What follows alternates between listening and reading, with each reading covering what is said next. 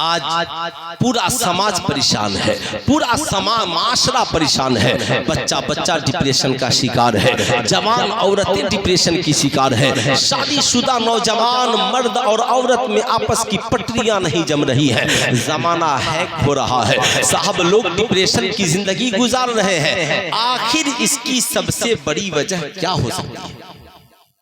ये जो बेचैनी है, इस बेचैनी की वजह क्या हो सकती है?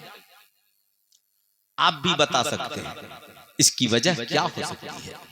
तो मुझे याद है अच्छी तरह कि 2-3 साल पहले भारत का सबसे पढ़ा लिखा शहर, जिसे कोटा कहा जाता है, कोटा में जो इंडिया के ब्रिलियंट लड़के होते हैं उनका जमावड़ा होता है। वहां पे वो IPS की तैयारी, नीट की तैयारी करते हैं। मगर वहां की सबसे बुरी बीमारी है कि इंडिया में सबसे ज्यादा आत्महत्याएं वहीं होती हैं। तो एक बार मुझे इस मौजू पे तकरीर करने के लिए बुलाया गया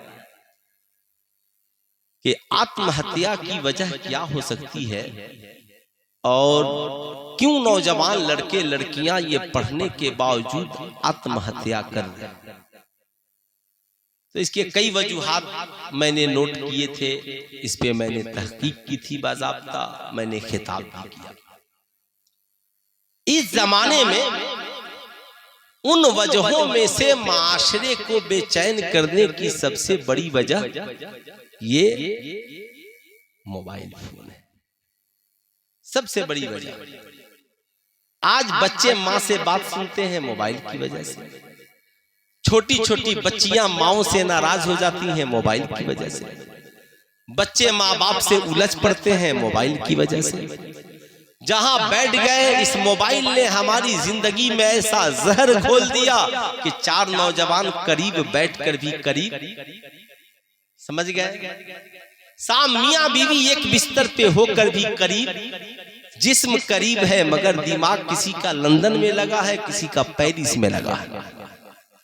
2 दोस्त बिजनेस पार्टनर है, एक जगह बैठे हैं मगर दिमाग कहीं का एक जगह नहीं। एक मोबाइल में दूसरे ऐप में खोया है, दूसरा दूसरे ऐप में खोया। अब साहब, सबसे बड़ी वजह हमारे डिप्रेशन की ये मोबाइल है, जिसने हमें करीब रह के भी दूर कर दिया, दूर कर दिया। ये मोबाइल है। अब जरा गौर से सुनिएगा, ये मोबाइल ऐसा नशा है कि अगर करीब नहीं हो तो भी बेचैनी, चार्ज नहीं हो तो भी बेचैनी, कॉल नहीं आया तो भी बेचैनी, मैसेज नहीं आया तो भी परेशानी है, व्हाट्सएप चलाता है खोलकर नहीं देखा तो भी परेशानी है, फेसबुक चलाता है 2-4 बार जब तक उंगलियां करके फेसबुक चेक नहीं करेगा तो भी परेशानी है, इंस्टाग्राम चलाता है जब तक नहीं खोलेगा रात को नींद नहीं आएगी। यानी हर शख्स अपने आप को ऐसा आदी बना चुका है, उसे नशा कहिए। ठीक यही हाल अच्छे काम करने वालों का भी है। नमाजी नमाज नहीं पढ़ेगा नींद नहीं आएगी, कारी कुरान की तिलावत नहीं करेगा नींद नहीं आएगी, नात सुनने वाला नबी की नात नहीं सुनेगा नींद नहीं आएगी, माँ बाप की खिदमत करने वाला जब तक माँ बाप की खबरों खैरियत नहीं पूछ लेगा नींद नहीं आएगी, बच्चों से मोहब्बत करने वाला जब तक बच्चों से मोहब्बत नहीं कर लेगा नींद नहीं आएगी। यानी इंसान दोनों है, एक ने गलत बातों को अपने आप का आदी बना लिया, एक ने अच्छी बातों का अपने आप को आदी बना लिया। अब मैं अपनी कौम के नौजवान लड़के और लड़कियों से कहूंगा, ये मोबाइल इतना ही खराब नहीं है। आज मैट्रिक में हमारे रिजल्ट अच्छे क्यों नहीं आते? आज हमारी बेटियां तालीम में अच्छा प्रदर्शन क्यों नहीं कर पाती? आप यूपी के तो हालात अलग छोड़िए, बिहार में इतने लड़के टॉप हुए, लेकिन टॉप 10 में एक मुस्लिम लड़की का नाम आ जाए साहब, एक मुस्लिम लड़के का नाम आ जाए, लेकिन सैकड़ों गैर मौजूद है। क्यों साहब? आखिर इसकी वजह क्या हो सकती है? तो इसकी वजह है मोबाइल। अब साहब, लड़का मैट्रिक के इम्तिहान की तैयारी करने बैठा है, दिल कहता है यार थोड़ा सा फेसबुक चला ले, अभी पूरी रात बाकी है। अब बैठकर मोबाइल पे बेला वजह गेम खेल रहा है। अब आज 1 घंटा बर्बाद नहीं हुआ, महीने का 30 घंटा ये नौजवान बर्बाद कर रहा है साहब। 30 घंटा पढ़ने लिखने वाली लड़कियां बर्बाद कर रही हैं। हमारी माए बहनें किचन में खाना खाना साहब चूल्हे पे पक रहा है, लेकिन इनका फेवरेट शो छूटने नहीं पाए। अब साहब चूल्हा जल जाए, खाना बर्बाद हो जाए। शौहर दिन भर काम करके घर पे आए, बोले मेरी बेगम एक कप चाय ला कर दो। कहती है जरा बैठो, मेरा खास शो चल रहा है, जरा इसे खत्म हो जाने दो तो मैं तेरे लिए चाय लेकर आऊंगी। यानी मोबाइल वही है जिसने बीवी माँ जिसने मियाँ बीवी के रिश्ते में खटास पैदा कर दिया, बाप बेटे के रिश्ते में खटास पैदा कर दिया। अगर मेरी फिक्र गलत है तो कल बैठकर कैलकुलेट कर लीजिएगा। लेकिन अभी आपने एक नाम सुना, कलामे रजा सुनते हैं, आला हजरत का कलाम है। फिक्रे रजा सुनते हैं, ये आला हजरत की फिक्र है। सलामे रजा सुनते हैं, ये आला हजरत का सलाम है। साहब अहले सुन्नत वल जमात में सबसे ज्यादा जिस आलिम ने 14वीं सदी से लेकर आज तक किताबें लिखी, उस आलिम का नाम बरेली का इमाम अहमद रजा खान है। साहब जिसके पास एक उलूम नहीं 100 से ज्यादा उलूम इस हद में मौजूद है। मालूम है 24 घंटे में हमारा 20 घंटा मोबाइल में गुजरता है, मगर बरेली के अहमद रजा का 24 घंटे में 20 घंटा किताब और इबादत में गुजरता था। और साहब 20 घंटे के अलावा 2.5 से 3 घंटा बरेली के अहमद रजा आराम करने के लिए गुजारते थे। आपने कभी अपनी जिंदगी को अपडेट नहीं किया? ऐ मेरी कौम का नौजवान, जब तक तू अपनी जिंदगी में मोबाइल को अपना साथी बना कर रखेगा, हमारी कौम की औरतें मोबाइल को अपना साथी बना कर रखेंगी। पढ़ने लिखने वाले नौजवान लड़के लड़कियां मोबाइल फोन को अपना साथी बना करके रखेंगे। व्यापार और बिजनेस करने वाले नौजवान मोबाइल को अपना साथी बना कर रखेंगे। आप कहेंगे मौलाना तो क्या मोबाइल को छोड़ दे? मैं कहता हूं नहीं, मोबाइल को जरूरत के मुताबिक चलाइए, मोबाइल को ख्वाहिशात के मुताबिक मत चलाइए। कॉलिंग जरूरत है कॉल कीजिए, SMS जरूरत है SMS कीजिए, मेल जरूरत है मेल कीजिए, जरूरत की किताबें PDF पढ़नी है उस पे नोट करके पढ़ लीजिए, कुरान की तिलावत सुननी है जरूरत है सुन लीजिए। साहब यानी जरूरत के लिए मोबाइल का इस्तेमाल कीजिए। व्हाट्सएप बिला जरूरत मत खोलिए, फेसबुक की वादी में बिला जरूरत मत डूबिए। साहब जरूरत भी आपको क्या है? मैं कहता हूँ इंस्टाग्राम जरूरत नहीं है, मगर आप क्यों चला रहे हो? साहब मैं आपसे पूछता हूँ ईमो गेम की आपको जरूरत नहीं है, क्यों चला रहे हो? इन छोटे छोटे बच्चियों को गेम की जरूरत नहीं, ये मोबाइल की लत में क्यों खेले लगे हुए हैं? आपको इन बच्चों को ये मोबाइल नहीं, कैंसर से भी घटिया मर्ज है। साहब कैंसर तो जिंदगी को सिर्फ खत्म करता है, मगर ये मोबाइल हमारी आने वाली नस्लों को बर्बाद कर रहा है। आपको अपने बच्चों को मोबाइल की दुनिया से निकालना होगा, आपको अपने आप को मोबाइल की दुनिया से निकालना होगा। आपको ये फैसला करना होगा कि अल्लाह रब्बुल इज्जत ने हमारे और आपके पैगंबर का साथी, अल्लाह के नबी को, अल्लाह के नबी का साथी अल्लाह ने आसमान से जमीन पर जिसे बनाकर भेजा, वो इंसान को बनाकर नहीं भेजा, फरिश्तों को बनाकर नहीं भेजा, बल्कि मेरा और तेरा रब कुरान में कहता है क़द जाअकुम मिनल्लाहि नूरुम व किताबुम मुबीन, तहकीक के आ गया तुम्हारी जानिब अल्लाह की तरफ से नूर और एक रोशन किताब। नूर से मुराद हुजूर है और किताब से मुराद कुरान अजीम है। यानी अल्लाह ने नबी का साथी आसमान से जमीन पर जिसे बना करके भेजा, वो इंसान को नहीं कुरान को बनाकर भेजा है, किताब को बनाकर भेजा है, जमाने को तरसे वफा दिया।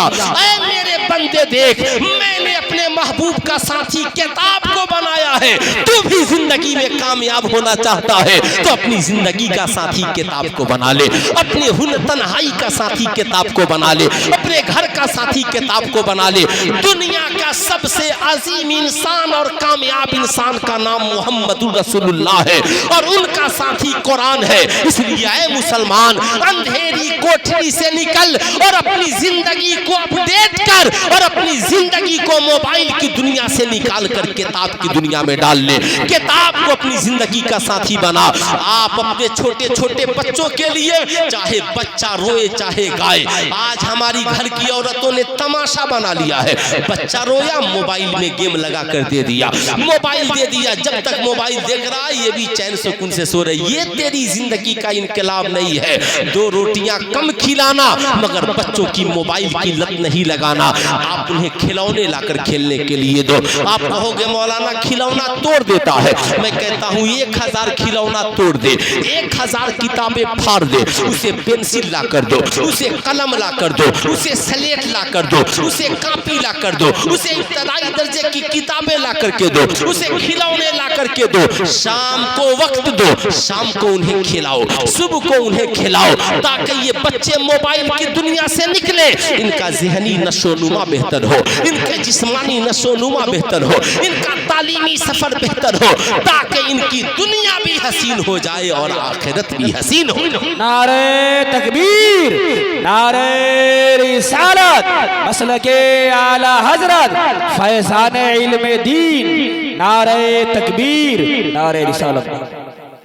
आपको मेरी बात खराब लगती हो, लेकिन मैं कहूंगा अगर आपने अपने आप को इससे नहीं निकाला तो आपको बुढ़ापे में डिप्रेशन में जाने से कोई नहीं रोक सकता। आपका दिमाग हैंग होगा, इससे कोई नहीं रोक सकता।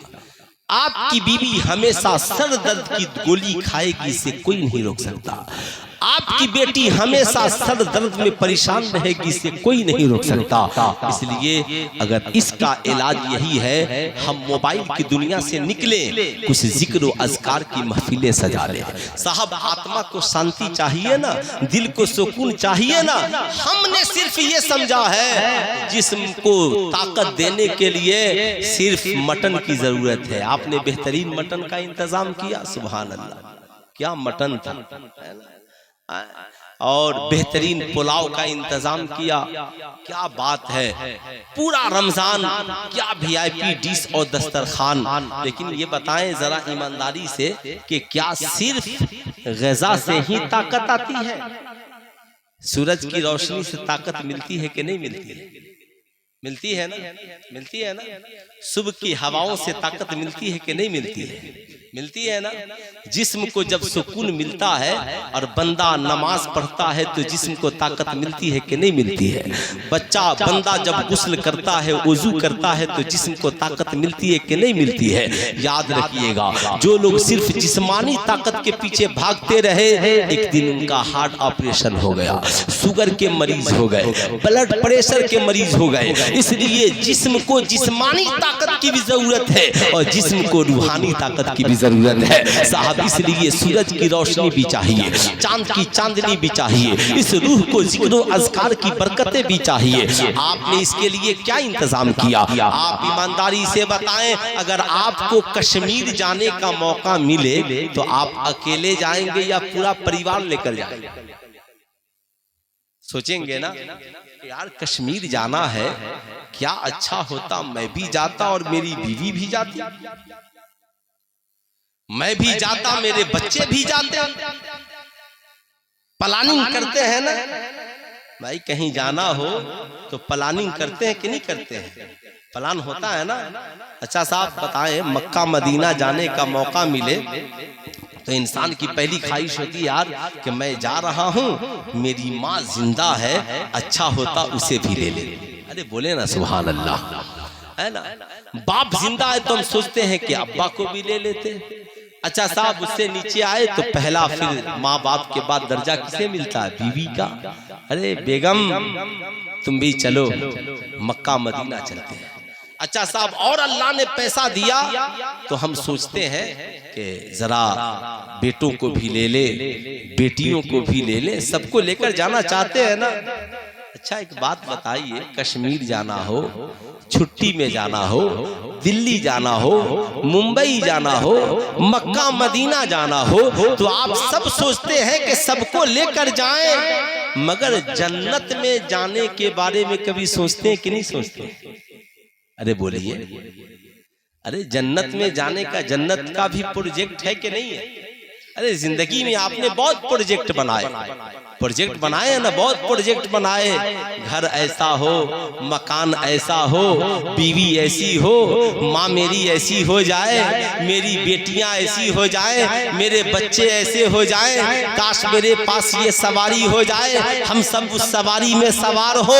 आपने कभी सोचा कि जन्नत में हम भी जाएं, मेरी बीवी भी जाए, मैं भी जाऊं, मेरी माँ भी जाए, मैं भी जाऊं, मेरे वालिद भी जाए, जाए, मैं भी जाऊं, मेरी बेटी भी जाए, मैं भी जाऊं, मेरे बच्चे भी जाएं। कभी आपने जन्नत में जाने का प्रोजेक्ट तैयार किया? आप कहेंगे मौलाना नहीं, हमने सारा प्रोजेक्ट तैयार किया, मगर हमने कभी जन्नत में जाने का प्रोजेक्ट तैयार नहीं किया। कि आपको अच्छा लगेगा आप जन्नत में जाएं, आपकी बीवी जहन्नम में जाए, आपका बेटा जन्नत में जाए, आपकी बेटी जहन्नम में जाए, बाप जन्नत में हो और माँ जहन्नम में हो। आप कहेंगे नहीं मौलाना, हमारी तो ख्वाहिश है कि सब जन्नत में जाएं। जब सबको जन्नत में ले जाना चाहते हैं तो कुरान कहता है नहन नफ्सा अनिल हवा फइन्नल जन्नता हियल मावा। जिसने अपने आप को गुनाहों से रोक लिया फिर जन्नत की बहारें उसी के लिए है। अब आप अपनी माँ से कहिए अम्मा जन्नत में जाना है, नमाज की पाबंदी कीजिए। अब्बा जन्नत में जाना है, पेशानी को खुदा की बारगाह में झुकाइए। ऐ मेरी बीवी सुन, जन्नत की बहारें ये है, जन्नत में कोई टेंशन नहीं होगा। जन्नत में न नमाज पढ़ने का टेंशन होगा, न रोजा रखने का टेंशन होगा, न खाना बनाने का टेंशन होगा, न चूल्हा फूंकने का टेंशन होगा। जन्नत में कोई टेंशन नहीं होगा। जो ही चाहेंगे सेब खाऊं हाजिर है साहब, जो ख्वाहिश होगी सब हाजिर है। आप सोचेंगे बीवी से मुलाकात, बीवी हाजिर, भाई से मुलाकात, भाई हाजिर, खाना खाऊं खाना हाजिर, पानी पीऊं पानी हाजिर, जो चाहेंगे सब हाजिर। जन्नत में कोई टेंशन नहीं होगा साहब। याद रखना जन्नत में बाहर ही बाहर है, जन्नत में रौनक ही रौनक है। यही वजह है कुरान ने कहा या अय्युहल्लज़ीना आमनू कू अनफुसकुम व अहलीकुम नारा। ईमान वालों अपने आप को और अपने घर वालों को जहन्नम की आग से बचाओ। इसलिए मेरी आपसे गुजारिश है, जहां आप सारे प्रोजेक्ट तैयार करते हैं अपनी औलादों के लिए जन्नती प्रोजेक्ट भी तैयार करें। आज हमारे यहाँ देखा जाता है छोटे बच्चे जब छोटे होते हैं ना, बच्चियां नहीं, तभी उनके हाथों में हमारे यहाँ कड़ा पहना दिया जाता है। पहनाते कि नहीं पहनाते? कोई तांबा का पहना देता है, कोई लोहा का पहना देता है। आपने कभी उन्हें मना किया? आज हमारे नौजवान घड़ी बांधना इस्लाम में जायज और कड़ा पहनना इस्लाम में नाजायज, ब्रासलेट पहनना इस्लाम में नाजायज, लाल धागा हाथ में बांधना इस्लाम में नाजायज, सोने का चैन पहनना मर्दों के लिए नाजायज। अफसोस है मर्द औरत बनने के लिए परेशान है और औरत मर्द बनने के लिए परेशान है। अल्लाह ने जो बनाया वैसा बनकर जिंदा रहे, अल्लाह ने जो बनाया वैसा बनकर जिंदा रहे। अब 3 काम जिंदगी में याद रखें, हलाल को हलाल समझे और हराम को हराम समझे।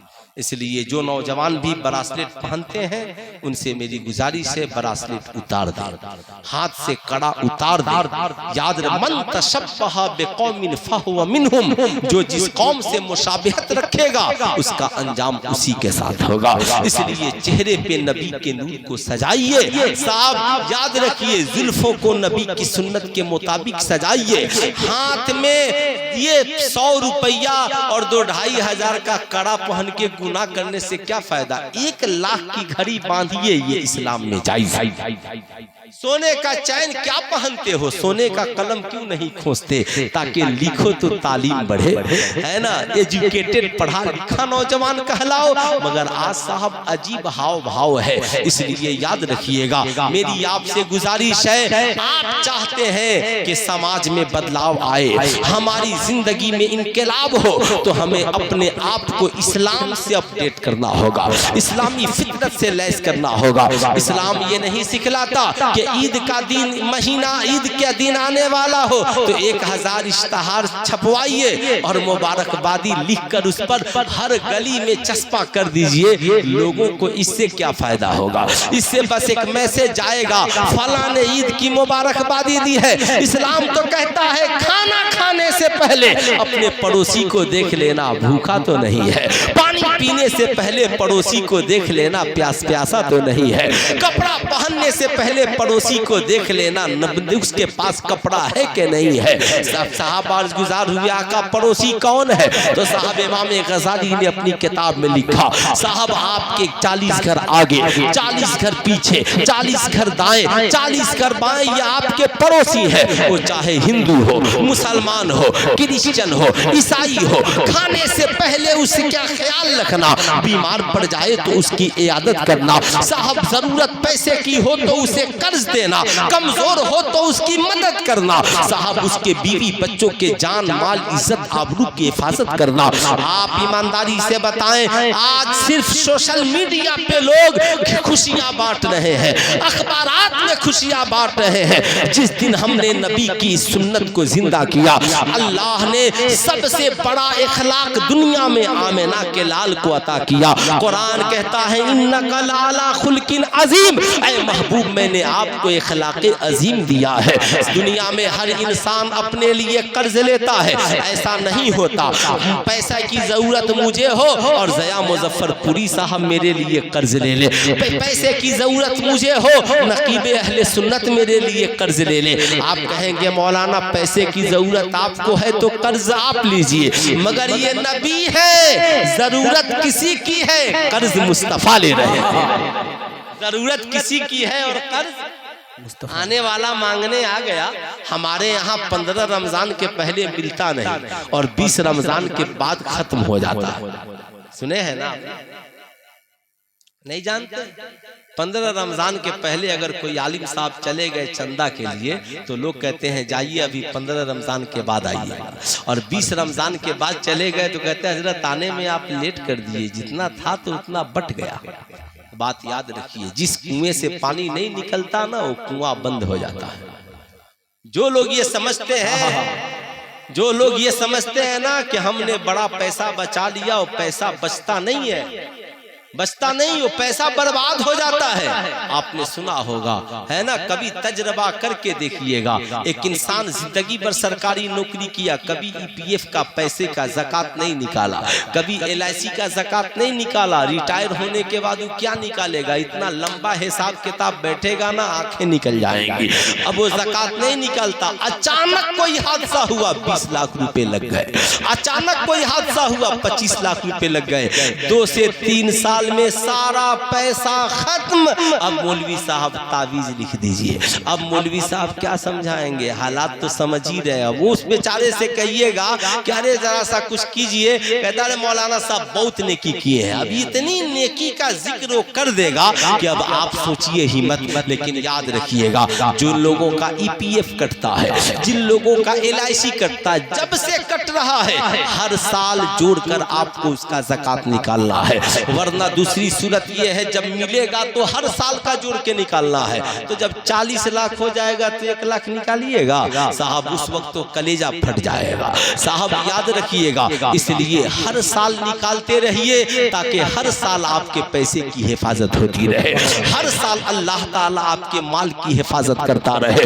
ऐ मेरी कौम की औरतों याद रखना, अगर तुम्हारे पास 1 लाख का जेवर है तो 2500 ज़कात है, 2 लाख का जेवर है तो 5000 ज़कात है, 4 लाख का जेवर है तो 10,000 ज़कात है। आज कौन औरत होगी जिसके पास 1-2 लाख का जेवर नहीं होगा? अगर आपकी बस्ती में 100 घर मुसलमानों की है, अगर 200 औरतें हैं तो जोड़ लीजिए कई लाख ज़कात के बन रहे हैं। आपने कभी इसका हिसाब नहीं किया? मैं अपनी कौम की माओ बहनों से कहूंगा, जब ईद आए ना तो हमारी कौम तो रमजान ही में हिसाब करती है, जबकि ऐसा नहीं है। जब साल गुजर जाए ज़कात का हिसाब कर लीजिए, साल से पहले भी हिसाब करके निकाल सकते हैं। मेरी कौम की माओ बहनों अपने शौहरों से कहना, ऐ मेरे शौहर मुझे 10,000 का कपड़ा नहीं चाहिए, मुझे 15,000 का कपड़ा नहीं चाहिए, मुझे 500 का कपड़ा ला देना, मगर जो जेवर मेरे पास है इन जेवरात का तुम ज़कात निकाल दो ताकि तुम भी जन्नत में जा सको, मैं भी जन्नत में जा सकूं। सुभान अल्लाह, बहुत बहुत अच्छा पैगाम। मैं भी जन्नत में जा सकूं। इसलिए मेरी गुजारिश है आप ज़कात की अदायगी करें। ये 2.5% 2.5 लाख को 2.5 करोड़ बना सकता है और ये 2.5% 2.5 करोड़ को खाक में मिला सकता है। 2.5% आपके माल का गरीब तक पहुंच गया तो आपका ये 2.5 लाख 2.5 करोड़ बन जाएगा। और अगर आपने 2.5% गरीबों तक नहीं पहुंचाया, माल में मिलाकर रखा, खुद खाते रहे, तो ये 2.5 करोड़ खाक में मिलने में वक्त नहीं लगेगा। इसलिए मेरी आपसे गुजारिश है ज़कात की अदायगी के लेन देन रखे, मामलात को दुरुस्त रखे। ऐसा नहीं है दिल भाई का दुखाए माफी जाकर मस्जिद में मांगे, साहब दिल माँ का दुखाए माफी जाकर पीर साहब से खानका में मांगे। एक साहब को मैंने देखा पीर साहब से कह रहे हजरत माफ कर दीजिए। उन्होंने कहा मुझसे तो मेरे सामने तो कोई गलती हुई नहीं, मैं क्या माफ कर दूं। हजरत अम्मा मुझसे नाराज हो गई है। पीर साहब ने बहुत डांटा, कहा पहले जाके अम्मा को राजी करो, फिर मैं भी गुजारिश करूंगा तुम्हारी माँ से कि तुमसे राजी, तुमसे राजी। अब सुने जरा गौर से, हदीसे जिब्रील है, अल्लाह के नबी मेंबरे नूर पे चढ़ रहे हैं, जिब्रील अमीन हाजिर हो गए, अर्ज गुजार हुए सरकार बर्बाद हो जाए ओ जिसके सामने आपका जिक्र हो और आप पर दुरूद न पढ़े। आका ने कहा आमीन। कहा सरकार बर्बाद हो जाए ओ रमजान का महीना पाए और इबादत रियाजत तकवा परहेजगारी अख्तियार करके जन्नत हासिल न करे। आका ने कहा आमीन। कहा हुजूर बर्बाद हो जाए ओ जो माँ बाप को पाए और उनकी खिदमत करके जन्नत हासिल न करे। आका ने कहा आमीन। अब 3 बातें हैं इसमें। एक, जब नबी का जिक्र हो तो दरूद पढ़े।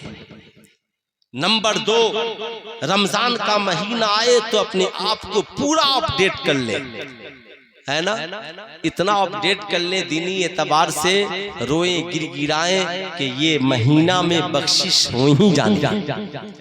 नंबर 3, माँ बाप सिर्फ इसलिए नहीं मिले कि मुझे बाप की विरासत से हिस्सा मिल जाए, बाप के सर्विस से पैसे मिल जाए, बाप की दौलत मुझे अर्जित हो जाए, माँ बाप की जमीनों जायदाद मुझे मिल जाए, बल्कि अल्लाह के नबी ने ये तालीमात दी कि माँ बाप तो इसलिए मिले हैं ताकि हम उनकी खिदमत करके जन्नत हासिल करें। माँ बाप किस लिए मिले? उनकी खिदमत करके जन्नत हासिल कर सके। आज नौजवान क्या करते हैं? आज हमारी कौम का नौजवान समझता है कि मैं जो कमाता हूँ ये सब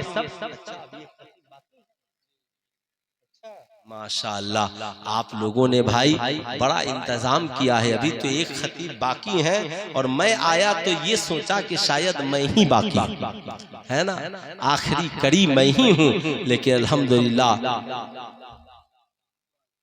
हजरत अल्लामा मौलाना इकबाल चतुर्वेदी साहब की बिला तशरीफ ले आए, कई जबानों के माहिर हैं। इंशाअल्लाह आप उनकी गुफ्तगू सुनेंगे। 5 मिनट में मेरी तकरीर इंशाअल्लाह खत्म हो जाएगी। ठीक है, आइए आइए आइए, है ना, आए माशाअल्लाह, है ना, बैठ बैठ। देखिए मैं जानता कि अभी ये बाकी हैं और ये पहले आ गए होते तो मैं आधा घंटा ही बोलकर खत्म कर देता। अब रात के 2 बजने वाले हैं, अब तक सारे लोग नींद की आगोश में जा ही चुके होंगे। कल मैं सोनभद्र के आगे तकरीर कर रहा था तो मैंने किसी को नहीं कहा, आज तो बोल दिया कि यहाँ से आगे आ जाइए। वहां मैंने किसी को कुछ नहीं बोला, इसलिए कि वहां इतने हाई फाई शायर थे, समझ गए, इतने हाई फाई शायर कि वहां तकरीर हुई ही नहीं, बल्कि 1-1.5 बजे रात तक सिर्फ नातखानी। तो मैंने भी सोचा कि भाई जो जिस मकसद के लिए कराया है उसके मकसद की तकमील हो जाए। मैंने तकरीर शुरू की, जो जाना है जाए। मैंने अपनी तकरीर शुरू की। मैंने कहा कि चलिए, जब सब लोग चले गए और 40-50 लोग बच गए, तब मैंने कहा कि अब आप लोग इत्मीनान से बैठिए, अब तकरीर सुनाता हूं। उन्होंने कहा हजरत ऐसा क्यों?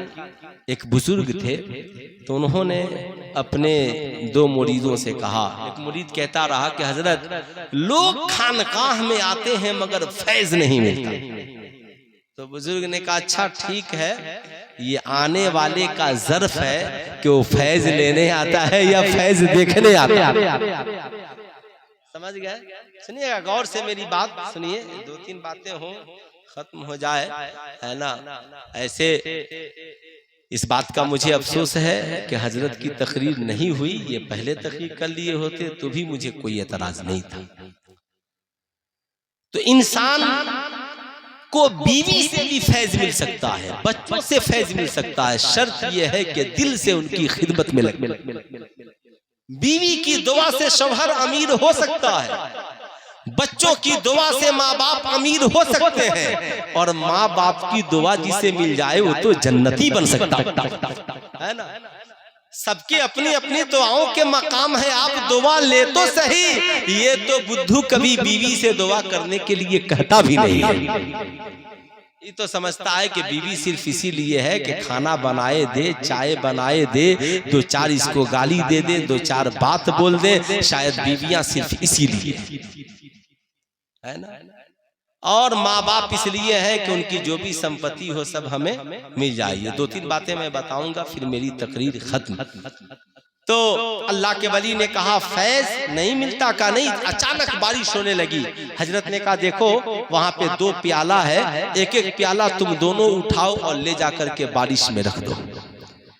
तो एक मुरीद उठा और उसने प्याले को उठाया, लिया और उसने जाकर प्याले को सीधा करके रख दिया। अब जो कहता था हजरत हम इतनी खानकाह में गए कहीं फैज नहीं मिलता, वो प्याला जल्दी से उठाया और ले जाकर जल्दी से वैसे ही जैसे तैसे रख करके चला।